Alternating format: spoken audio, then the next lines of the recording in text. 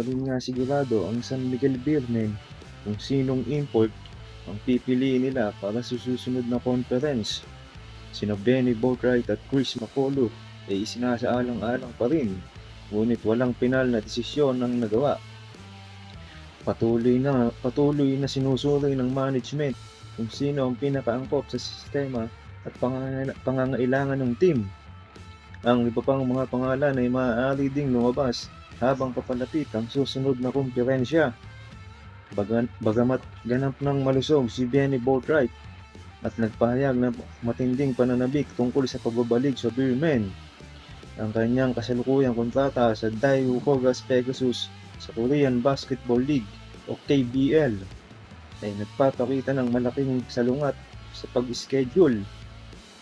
Sa pagsisimula ng PBA Mid-Season Conference sa March 11, si Boatwright ay nananatiling nakatali sa KBL hanggang sa matapos ang kanilang elimination round sa April 8.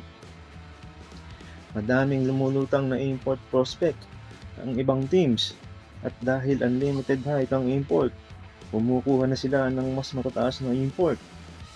Naulat nga na kukunin din ng SMB itong si Kenneth Lofton Jr. Target nga daw siya ngayon conference dahil hindi pa daw available si Benny Boatwright.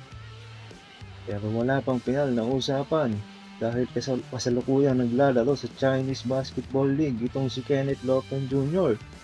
May balita din dito na kukunin din sana ng Magnolia pero ang ibang import ng kanilang nakuha.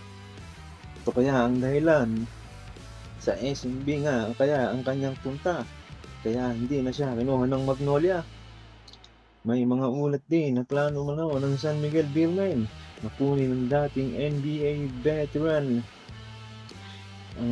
ang NBA Energy Beast na si Kenneth "The Manimal" Faried bilang import sa darating na Commissioner's Cup.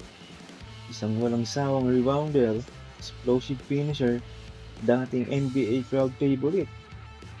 Bagamat may mga lumalabas na pangalan at espekulasyon, nananatiling malinaw na hindi pa ito opisyal hanggat walang inilalabas na kumpirmasyon ng koponan o mismo ang PBA.